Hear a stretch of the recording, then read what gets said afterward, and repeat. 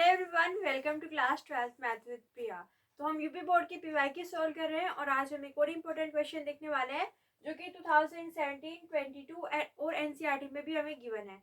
तो देखिए क्वेश्चन क्या है। ये अवकलन का यानी कि डिफरेंशिएशन का क्वेश्चन है। यदि e की power y x plus 1 is equal to 1 तो दर्शाइए कि D square Y by D x square जो है D Y by D X के होल स्क्वायर के बराबर है। तो ये D Y by D X क्या है, y का x के सापेक्ष अवकलन। और ये डी स्क्वायर वाई बटा डी एक्स स्क्वायर क्या है, जो हमारे पास d Y by D x है उसका अगर हम दोबारा अवकलन कर दे तो हमें क्या मिलता है, डी स्क्वायर वाई बटा डी एक्स स्क्वायर मिलता है। यानी कि D Y by D X अगर हम निकालें और फिर इसका ही हम दोबारा अवकलन कर दे यानी कि डी बाई डी एक्स कर दे तो ये क्या होता है, ये होता है D square Y by D x square. ठीक है, तो ये इसके बराबर है, ये हमें यहाँ पे प्रूफ करना है। तो देखिए हम इसको कैसे प्रूफ करेंगे। सबसे पहले तो हमें क्या करना होगा, D Y by D X find करना होगा क्योंकि तभी हम दोबारा अवकलन कर सकेंगे।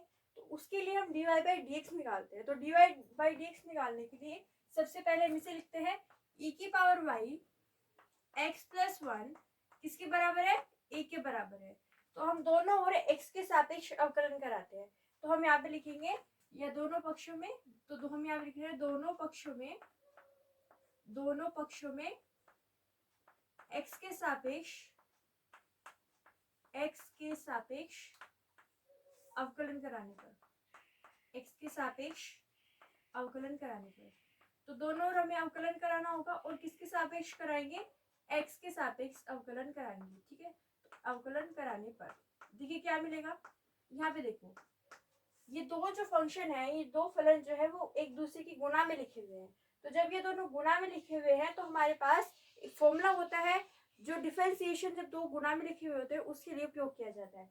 तो वो क्या होता है कि D Y by D X अगर हमें निकालना है और दो फलन जो है गुणा में लिखे हुए हैं जैसे कि फर्स्ट डॉट सेकेंड, तो उसका फॉर्मूला क्या होता है, यहाँ पे हम लिखते हैं ये होता है फर्स्ट डिफरेंशिएशन ऑफ सेकेंड यानी कि दूसरे फलन का अवकलन plus second differentiation of first यानी कि पहले फलन का अवकलन। ठीक है, तो हम क्या करते हैं, पहला फलन फिर दूसरे फलन का अवकलन निकालते हैं प्लस दूसरा फलन और फिर पहले फलन का अवकलन निकालते हैं। तो ये फॉर्मूला हम यहाँ पे यूज करने वाले हैं। यहाँ पे क्या लिखा हुआ है, यहाँ पे लिखा हुआ है e की पावर y गुणा में लिखा हुआ है x प्लस 1। तो ये हो जाएगा हमारे पास पहला और ये हो जाएगा हमारे पास दूसरा।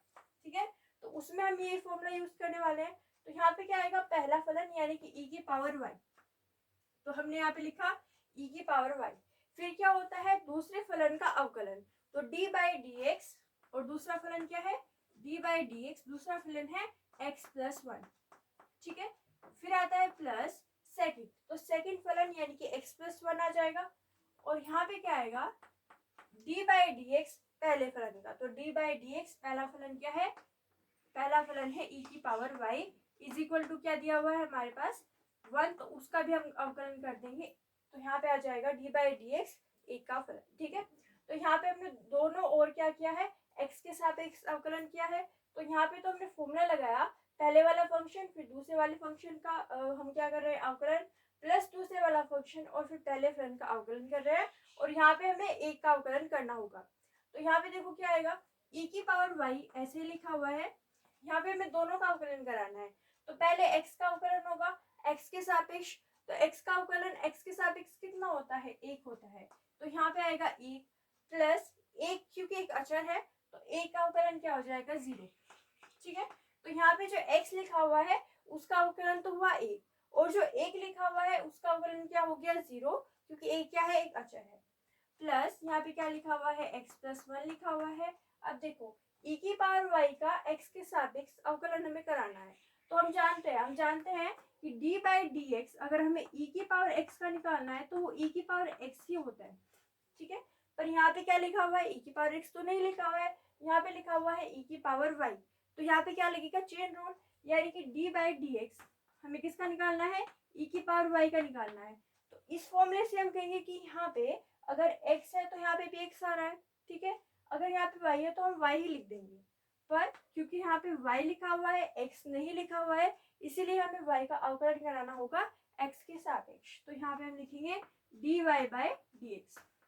ठीक है, तो यहाँ पे हमने चेन रूल लगाया, ई की पावर वाई का क्या हुआ, ई की पावर वाई, पर यहाँ पे x के सापेक्ष करा रहे हैं तो y का दोबारा अवकलन करेंगे तो क्या आएगा, dy बाई dx आ जाएगा। तो ये लिख देते हैं हम यहाँ पे, इसका अवकलन हो जाएगा e की पावर y, साथ में क्या आएगा, dy बाई dx आ जाएगा।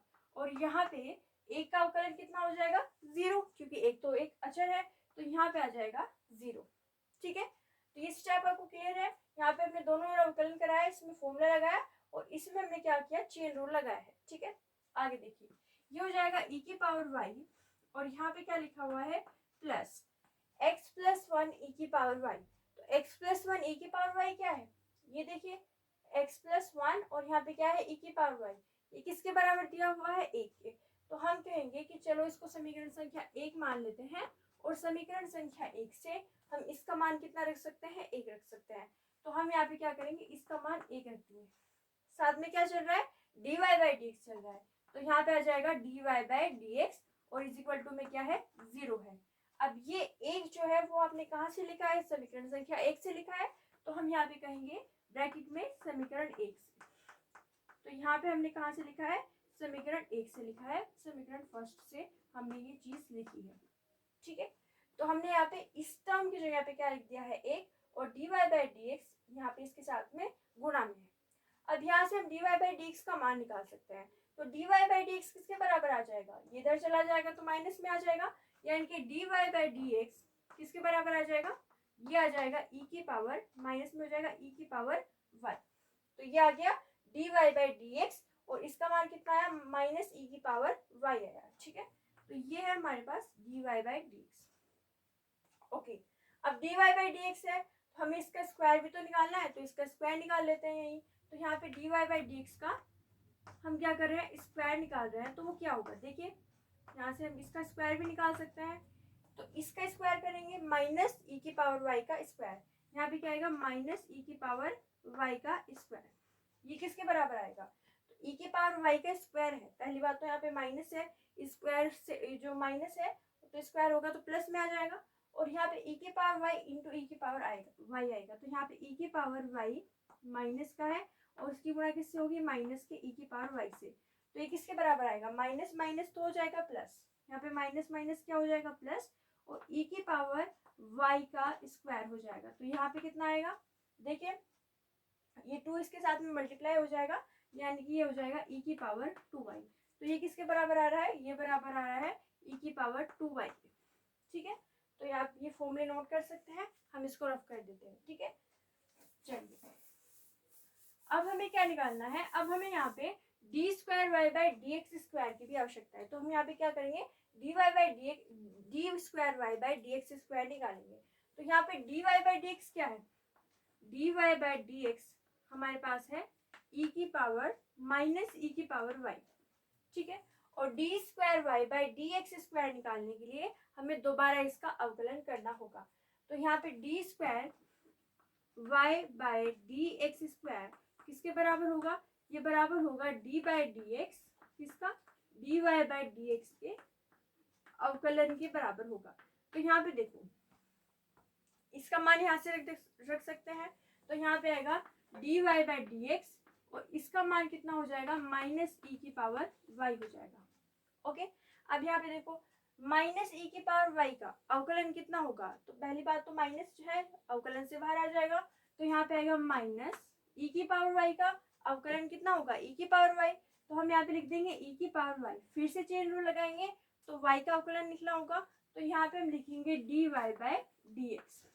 ठीक है, एक बार फिर से देखो ई की पावर वाई का कितना हो गया, ई की पावर वाई, पर वाई यहाँ पे है और एक्स के सापेक्ष करा रहे हैं, तो हम यहाँ पे क्या लिखेंगे, D Y by D X लिखेंगे।